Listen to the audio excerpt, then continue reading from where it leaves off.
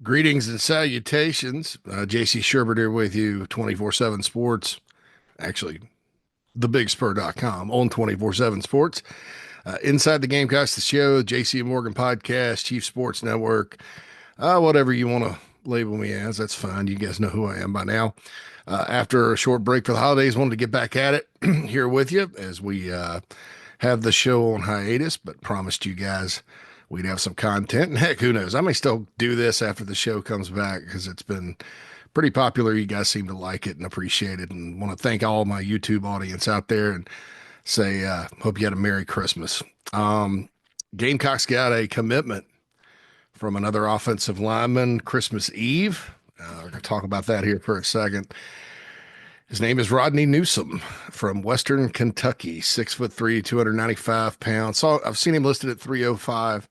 A bigger, athletic guy, long arms, played over 500 snaps for the Hilltoppers this year. Is kind of a guy that's coming to his own, older player. Started out at Memphis, University of for 2 years. In high school, went to Briarcrest Christian, which is, if you guys have seen The Blind Side, it's the school that Hugh Freeze coached at when he coached Michael Orr. It's the school Michael Orr went to in Memphis. One of my first assignments, my first assignment ever on the road for Rivals.com back in the class of '05. It was December of '04. Myself and my good friend Greg and Chris Chowders from SiriusXM Radio, who was working at Rivals at the time, all piled in my car and drove from Nashville to Memphis to cover the Michael Orr press conference at the Tui's office. If you guys are familiar with the movie, of course, there's a lot going on there that I'm not going to touch. Let's just say that I never really had a great feeling after walking away from that presser about that situation. But who knows? Who knows what's going on there? But just kind of an intuition way back when. I always kind of chalked it up to being new in the recruiting space, and as the years go on, you kind of get immune to things. Nothing bad or sinister happened, by the way. It was just a feeling I had walking away from that thing. But anyway, Briarcrest Christian's where Rodney Newsom Jr. went. Went to University of Memphis for a couple of years, then bounced back to Itawamba Junior College in Mississippi. For him, I don't know how the junior college thing, recent ruling with Diego Pavia that we've been talking about with Bam Martin Scott, I don't know how that's going to affect him because he still has 2 years left. And my understanding is the injunction and the waiver applies to guys whose eligibility would normally be up at this point. Now, that's not to say that year won't come back to him at some point as they work out all the legal ramifications of that, which I think opened Pandora's box. But that's a different story, and we'll probably just talk about it on JC and Morgan, which we will have for you later today. I'm pretty sure this video will be up by then, so be sure to check it out. Myself and Mike will talk about college football and the playoff and all that good stuff. So anyway, he was at Itawamba, then bounced to Western Kentucky in Conference USA as a starter. Most of his snaps were at offensive guard. He did play center for Snicks. Center for Snicks. Center for 6 snaps this season. Gamecocks, after losing Vershawn Lee, who was a stalwart on the offensive line at the center position for a long time, kind of were shopping for a center in the portal. I don't know if that's the plan for Newsom or if they'll go on another guy or if Ryan Brubaker can win the job. He was the backup this past year, or if they'll move somebody like Marquis Anderson in there. That's all to be determined. Maybe they've worked some of that in bowl practice as far as guys snapping and things like that. There is precedent for that, though. Guys can move to center as long as they can snap. But this guy snapped in a game, even though it's only for 6 snaps. A lot of snaps. I gave up my Snapchat 10 years ago. Too old to do Snapchat. I know some of you do, though. So anyway, that's the deal there. Big athletic guy, though. I really dig, what he brings to the table skill set wise. And some people are asking, well, why, Carolina's got a lot of young, touted recruit offensive linemen in the program. Cam Pringle, Blake Franks, Josiah Thompson from the last class, go back to Big Tree, Babalade. And you've got Trovon Ball there. You got Marquis, who I mentioned. Jatavius Shivers looks like he's going to be pretty good. You've got a lot of guys, especially on that interior. And so the question becomes, why?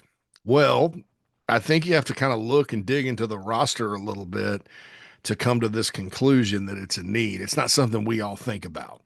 We all sit there and just pencil in five guys and away we go. We don't take into account injuries, age, anything. Well, sometimes you just think second year, throw him in the deep end of the pool, let him swim. That's not always how it happens. But if you look at it, the offensive line, folks, is a numbers game. You want to carry 15 to 18 on your roster at all times. You got special teams units. Of course, you have scrimmaging. You have injuries that take place at that position pretty frequently. Thankfully for the Gamecocks, outside of Josiah Thompson getting banged up in the Vandy game and not being able to go against Missouri, there hasn't been the run of injuries there. I think the football gods were smiling on Carolina like there was the previous year, but you saw what happened in the previous year. Carolina kind of got caught with their pants down after some injuries and had to reach on guys. Jackson Hughes was kind of a walk-on, so you don't turn him down, but then had to reach on a Sidney Fugar, who's going to be fine, but wasn't ready to play. And then those guys were forced into action. You had to play true freshmen. Never again, I think, is the mantra in the personnel department at Carolina. You don't want to get caught like that, because all it takes is one or two guys going down, and you have to reshuffle. And at some point, you're cycling in freshmen or guys that just are going to hurt you and not be a liability. And before you say it, I know you're out there going, well, the offensive line wasn't that good this year. I say all this to say you're absolutely right. That group has to take a step forward. I don't care how they do it, but the expectation for next season on the O-line is at least don't be a weakness, and a lot of times they weren't, but complete games, breakdown, and you're not going to avoid breakdowns on the offensive line in the SEC. You're playing too many great defensive linemen, great defenses. Athletes are just tremendous. People want to know what the difference is. Watch Indiana. Indiana's offensive line struggle with Notre Dame. Notre Dame doesn't have probably the overall athleticism on the defensive line as any of the winning SEC schools, Oklahoma, maybe Florida, maybe Auburn. I mean, they're good. Don't get me wrong, but you watched how Indiana struggled. Struggle bus in that football game. And, so you're going to struggle. That was a good Big Ten offensive line this year, and the Big Ten usually has really good offensive lines. Now, I think Illinois, we'll see on next Tuesday. Illinois is better up front. Michigan's obviously better up front. Ohio State than Indiana. That kind of shocked me how unathletic and bad they were.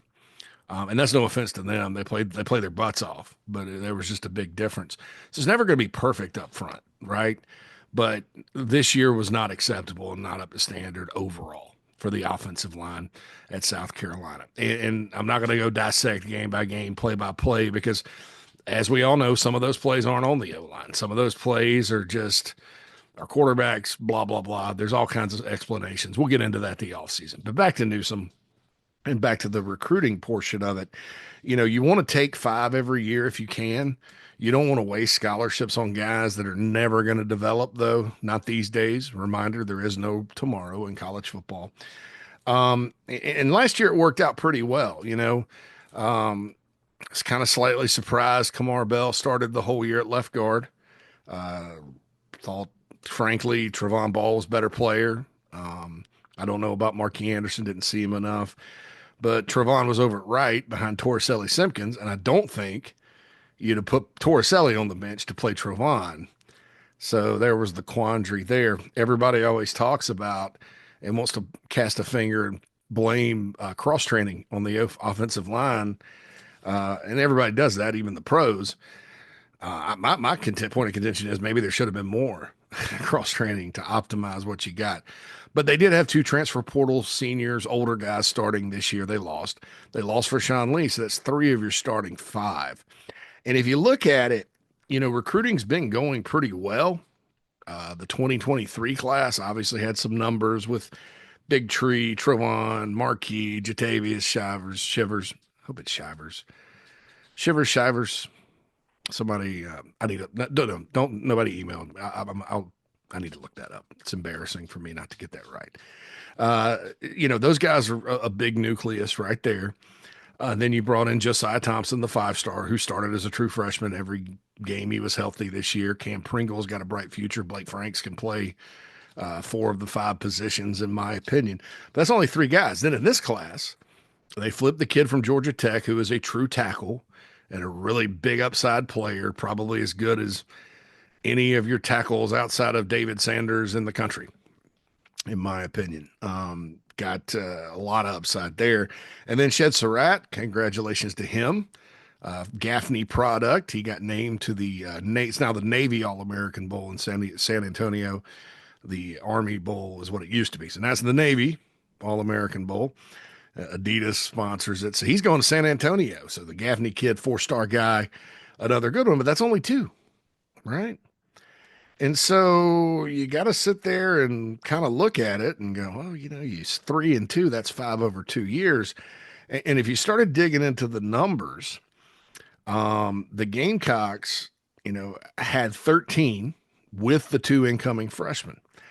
But if you take whoever's in their first or second year out of it, and I'm including Thompson in that just to give you an overall picture, I know he's pretty much entrenched as a starter, you really only have 8 that are not in their first or second year, as far as freshman, junior, sophomore, age-wise. And so there's a need, especially after losing those guys, all 3 up front. So Nick Sharpe was in. We've talked about him from Wake Forest, 6'2", 330 interior guy. And now there's Newsom, and they still may go on a center, a true center, a guy with experience, that kind of thing. So you don't have to create a center. And they give Ryan Brubaker some competition, obviously. You kind of look, and as I said earlier, we sketch out the starting 5 and project it. We love to do that. I love to do that. And it's nothing wrong with that. And, somebody that we like, that we think is a good player, is going to probably not be starting, whether that's Big Tree sliding inside and moving one of the portal guys to the reserve role, whether that's Trevon, whether it's Marquis, who knows? But you need more than that, and so they're going to battle it out. As we know, it's about competition and all that good stuff. And so I think that's only going to make them better, having Newsom and Sharpe. And I think they both have more than 1 year. So you're getting guys that, unlike Bell and Simpkins, that's it, one and done. You get Newsom for 2, I think, and Sharpe for 2. And then who knows what happens with this JUCO thing? Newsom could be 3. So kind of smart, I think, to replenish the numbers. We did have Darren Usher on the show after the first signing day, non-portal signing day, and he mentioned that with offensive line, they're going to have a blend. I mean, it's always best if you're building an O-line to have them homegrown, and that's a term people are throwing around now. Homegrown, I think, is now a term for non-portal players, guys that enter your program from high school or junior college that you kind of develop. My question for that would be, what about Debo Williams? He's technically a portal guy, but didn't play at Delaware and then came in, and would he be homegrown? Those are the questions that I want to ask. So anyway, we'll figure it out. I'm pretty good with college football vernacular and all that good stuff. So I'll figure out a more standard definition, but I want those guys. But when you run into a number situation, so you don't waste, some schools, and I've seen it at Carolina, and a good coach that unfortunately has passed away once told me on offensive line, he said, if you sign 5 and 3 work out, that's good. So when you're walking in the door with a 3/5, 3 out of 5 batting average, you're going to lose guys. And so I think, if nobody out there fires you up, then going to the transfer portal smart. I don't think you can build an entire offensive line in the SEC this way. SMU did it, and good for them, but that's not a very that football team in the SEC would not have won. I mean, maybe they'd have gotten to a bowl, maybe. But they did well with that, but that's it. Oklahoma tried to kind of do that, and we saw what happened.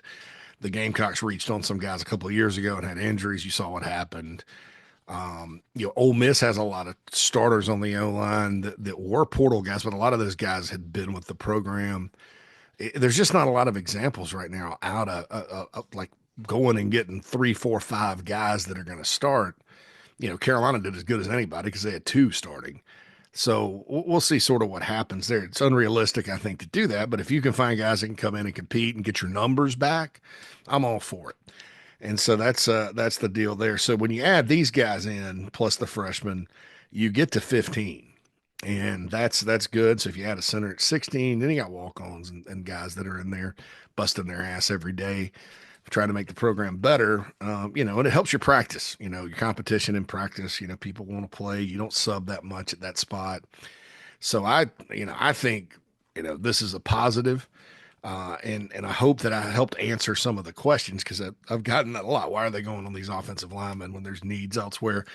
And that's true. There are needs elsewhere, and the numbers elsewhere really need some love. And it's not something you can do in the portal when you're trying to rebuild an entire offensive line with portal only, but it's a blend. And so when you look at the numbers, I think it makes more sense than just saying, oh, well, they need instant help or whatever. And that's part of the whole portal thing when, you used to just recruit from high schools. And if you had a big need, you go JUCO. But that was kind of you never want to go JUCO heavy. The portal's a lot different because you have more advanced players, you have older players, you have things that I don't know that when you have a portal guy, there are varying levels of ability and where they're at in their development journey. And so you're not just getting a guy that has limited eligibility from JUCO that you got to coach up at this level because JUCOs don't have the resources, even Group of Five schools do, or FCS schools do. And so you're getting them acclimated, and it's a race against time. You get a better player from the portal and a guy that makes more sense has kind of been around. And of course, this staff vets these guys on a personal level and make sure they're a fit.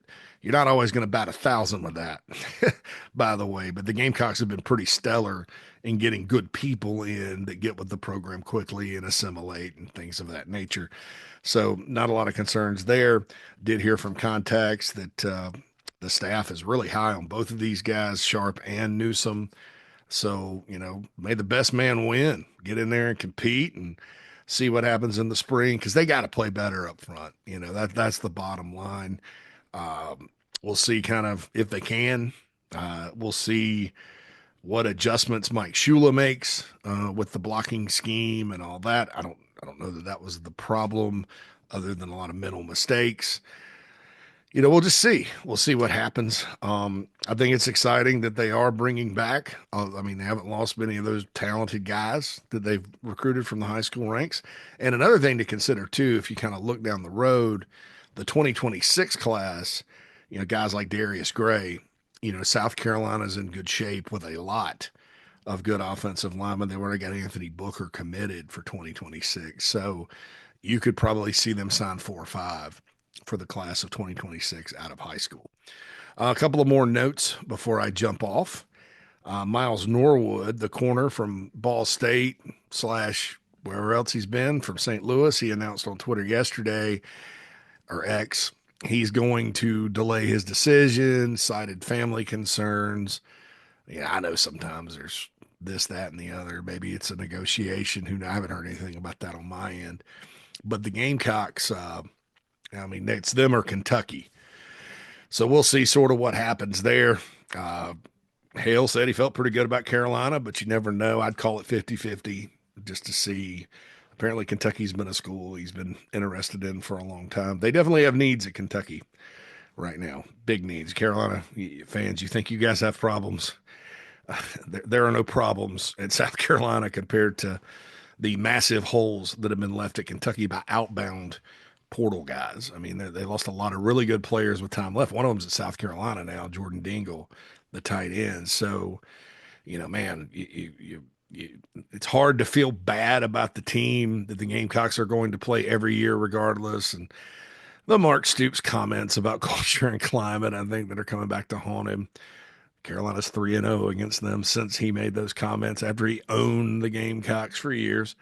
But, you still feel bad for anybody. He built something really solid at that program.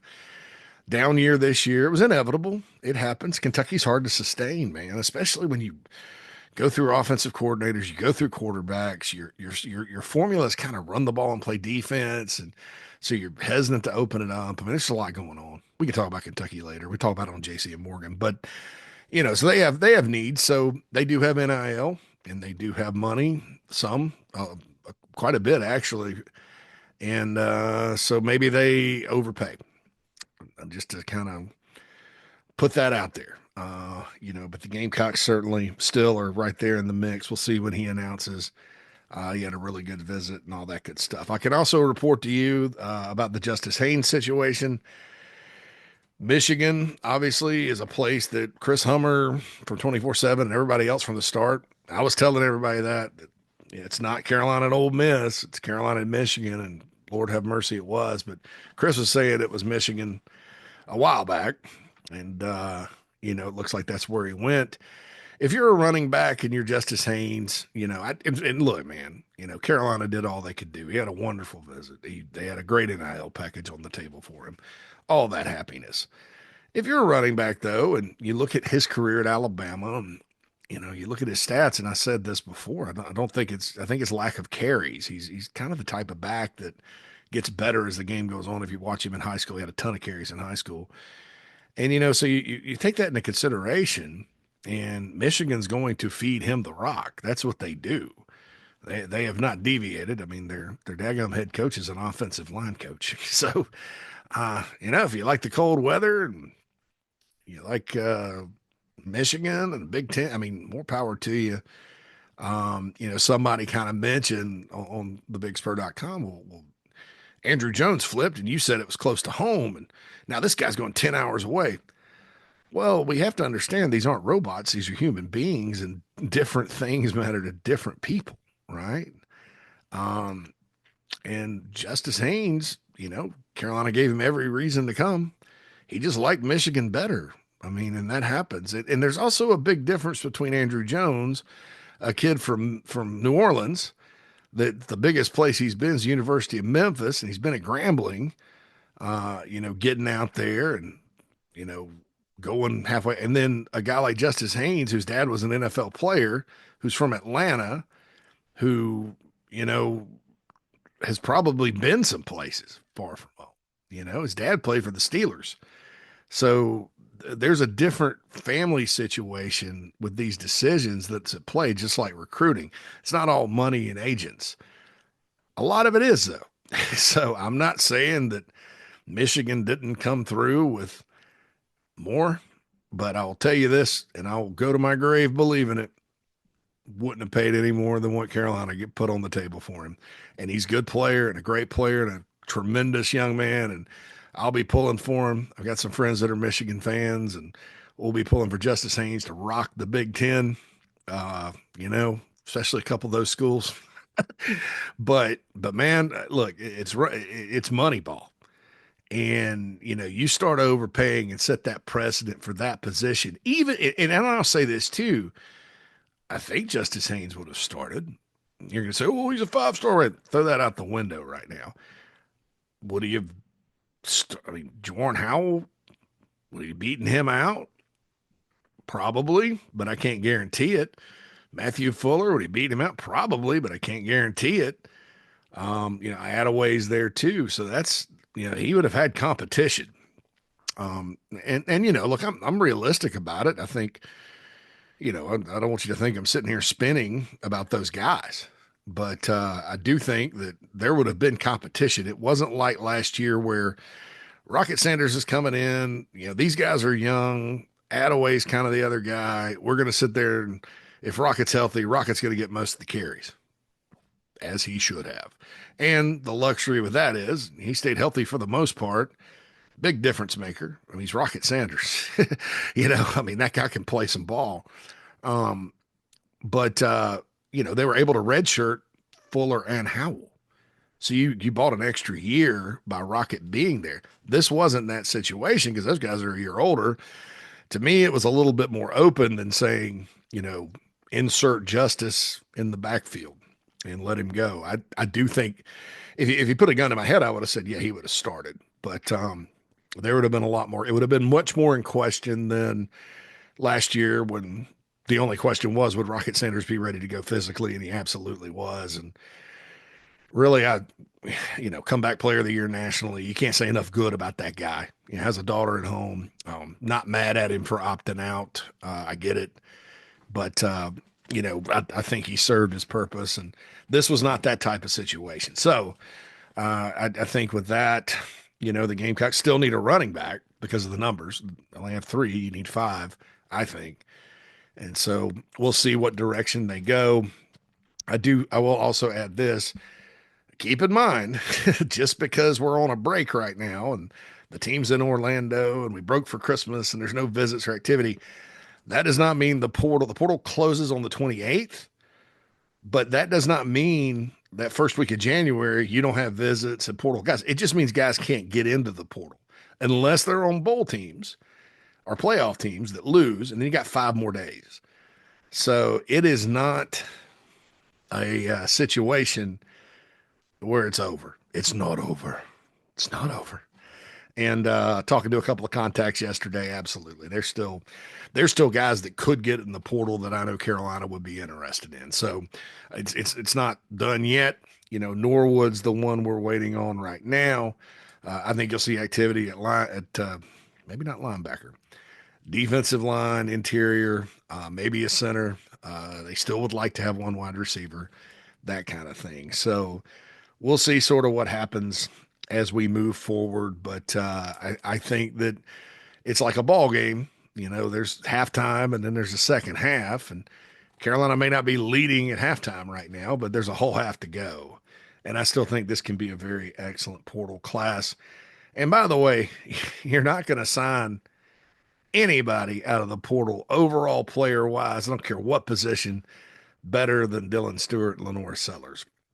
And you look at schools losing their best players around the country. You can tell what programs are sort of transactional and mercenary by the outbound portal situation. I also think some schools are not, but they're used to recruiting in the top 5 out of high school, and they bring in all these guys that are, for lack of a better term, entitled.